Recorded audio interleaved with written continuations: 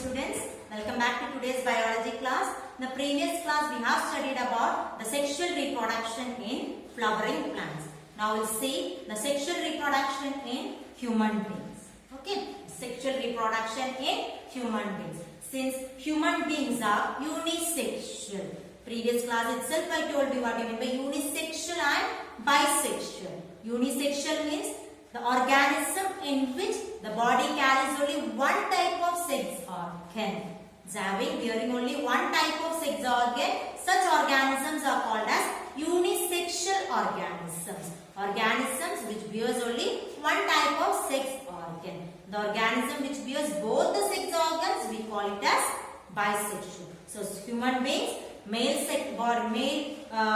beings, the male organ is the testis and the female organ is the ovum. We'll study in detail. Since the human being is having only one type of sex organ in a single individual, we call it as unisexual organism. So we'll see what is the process of reproduction in human beings. Okay. Before going to that, we have to know about what you mean by puberty. Puberty. We have studied this. Puberty. Okay. Puberty is the time period at which the organs, that is the sex organs, become functional. In human beings, puberty is the time period when the sex organs becomes functional. That is mainly during the age period of 13 to 14 or 12 to 13. It varies in individuals depending upon their food style, basic lifestyle, etc. The changes that reaching the age of puberty will change. And we call the individual has, when it reaches the age of puberty, we call the individual is mature. That is, the reproductive organs are now mature.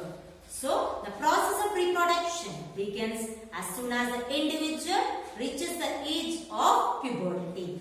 That is, in case of females, it is from nearly 12 to 13 years of age, and males 14 to 15 years of age, they start or they become mature. Yes. During the time of puberty, the sex organs becomes functional. That is, they start producing the sex cells or sex gametes or the germ cells. In case of males, they start producing the gametes called sperm, and in case of female, they start producing the called sex organ or sex cell or germ cell called ovum. That is, the gametes will become functional and matured when they reaches the ages of puberty. Clear? As soon as they reach the age of puberty, secondary sexual characters begin to appear in both male as well as in female. They show secondary sexual characters. Secondary sexual characters are shown both by males and both by males and females start showing the secondary sexual characters. You have studied reaching the age of adolescence chapter in that. In that you have studied that what are the different secondary sexual characters. Okay, we'll see the secondary sexual characters in case of male. In case of male, the secondary sexual characters are hair development. Hair starts to develop in the armpit region as well as in the genital region and in the chest region of the boys or the man. Okay, the first secondary sexual characters in male is the development of the hairs in the parts of the body. That is under the armpits and the genital area and as well as the chest region, the hair starts to develop. And the second change we can see is the voice of the boys becomes very harder. The voice becomes hard or voice becomes cracking like. That is, the change in the voice takes place in males during the period of puberty. And the next is males start producing a hormone called testosterone. Since they become the sex cell become mature, they start producing the hormone called testosterone. testosterone. Yes. Another fourth change, secondary sexual character is the skin becomes oily and it develops or spores on the skin and it results in pimples. The skin becomes oily and development of pimples takes place. Another main difference in case of sexual characters in male is male bears mustache and beard when they reaches the age of puberty. When they become sexually mature, these changes are seen in male. The same way, the female also shows secondary sexual characters. In the female also, the development of the hair takes place in the armpit region, in the genital region, the development of hairs takes place. The voice of the female becomes softer. The voice will be becoming softer in case of female. And female also start producing hormones called estrogen and progesterone are produced by their reproductive organ called ovary. Their ovaries also starts producing the reproductive, this hormone called estrogen and progesterone. Another main difference is the females, the waist becomes broader and the development of the breast takes place. The waist region becomes broader and the development of the breast takes place in case of female. As soon as the girl becomes mature or when she reaches puberty, she shows or her body starts performing a process called menstruation. So in case the secondary sexual character, female shows an important process called menstruation. This is a general introduction about the reproduction in human beings. We study that part of male reproductive system and parts of female reproductive system in this section. Human male reproductive system. We see human male reproductive system. We'll write R's. Okay. Reproductive system. We are having different male parts as well as we are having female parts. So the parts of the human male reproductive system include testis, scrotum,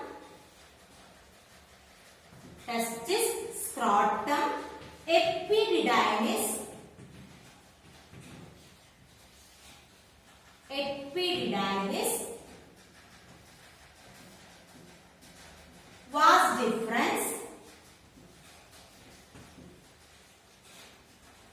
vas deferens, and penis. And additional to this, two more structures are involved, that is called as the prostate gland and seminal vesicle. Prostate gland and seminal vesicle. So these are the parts of human male reproductive system: testis, scrotum, epididymis, vas deferens, penis, and additional to that, prostate gland and seminal vesicle. This will see the picture of the male reproductive system.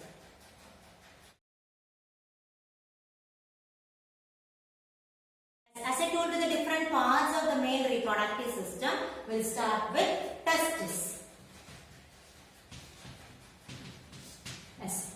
Testis is a part which is lying outside the abdominal cavity. We can see males are having a pair of testes, that means 2 in number, and we can see the testis is kept outside the body. The testis is kept outside the body, and this testis is why it is kept outside the body is it requires lower temperature. The body temperature is more. So, in order for the production of the sperm and all, as you know, the male gamete is sperm. For the production of the sperm, this testis is kept outside the body. Nearly it requires lower temperature, that is 3 degrees Celsius, for the production of the sperm.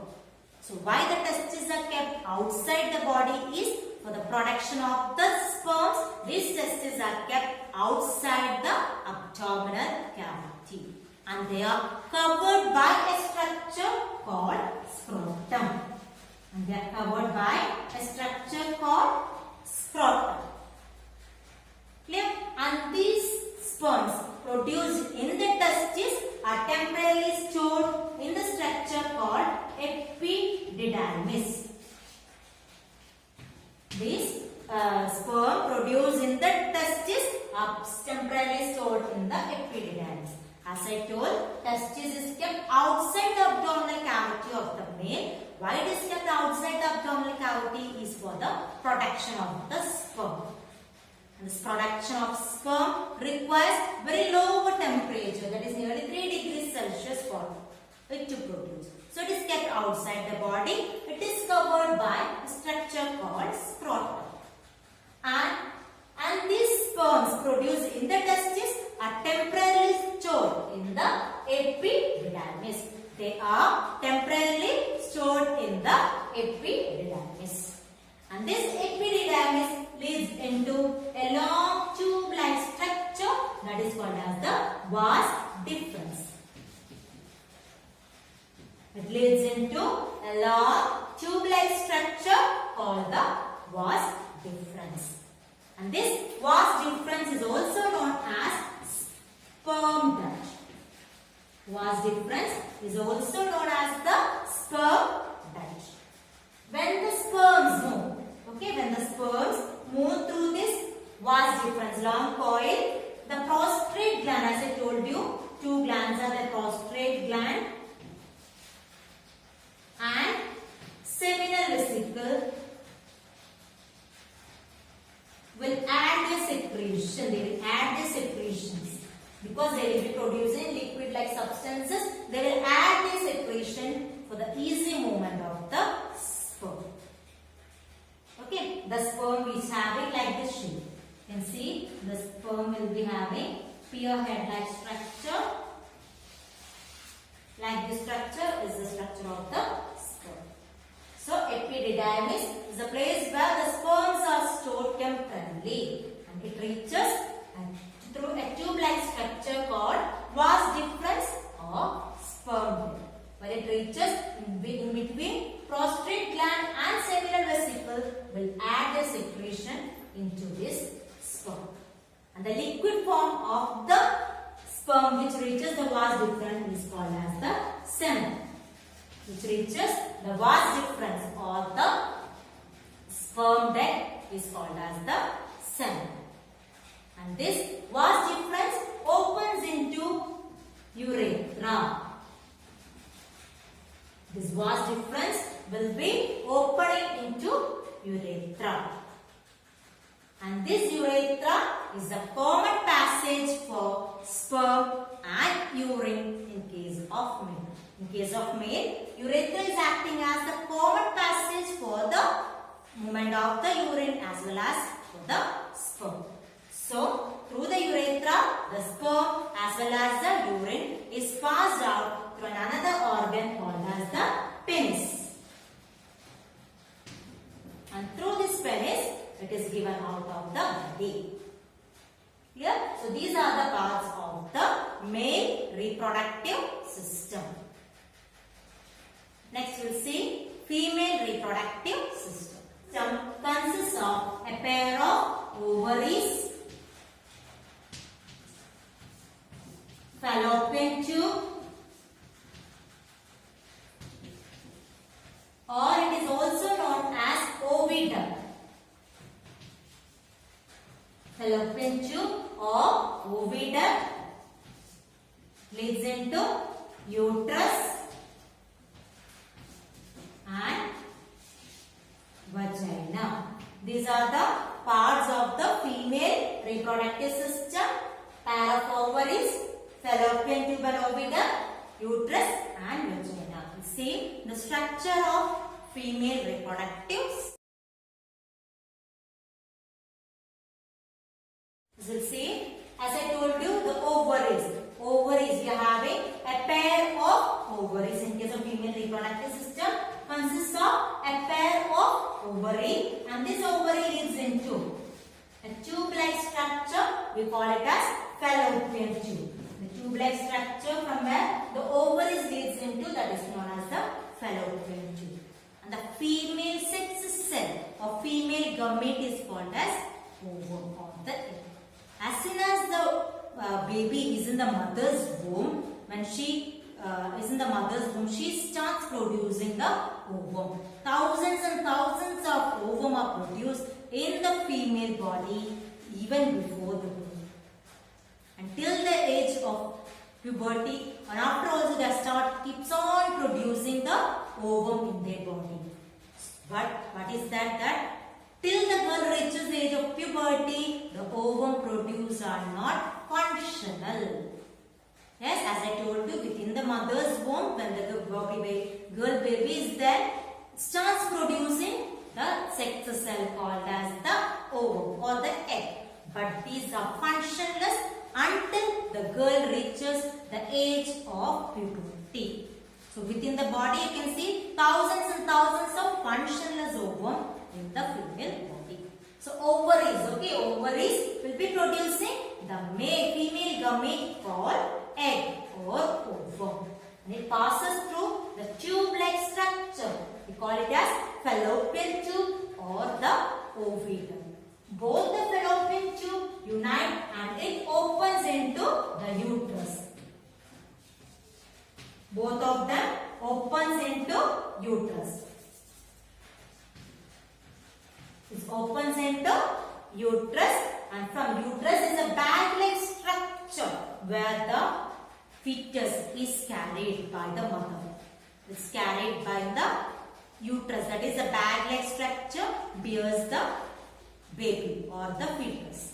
Detailed structure, fertilization and all we will be studying at that time. We'll study in detail about the uterus structure and function. Okay, and this uterus leads into the opening called vagina. Leads into the opening called vagina. So this is a part of the female reproductive system. Carries ovaries, fallopian tube. Egg, both the ovum is produced in these ovaries. It leads into tube-like structure called fallopian tube, and this fallopian tube unite to form uterus. Bag-like structure called uterus. Uterus opens into vagina. Clear? Yes. In case of females, urethra is for the passage of urine, and vagina is for the passage of sperm, and also for the sexual contact and all. Vagina plays a very important role.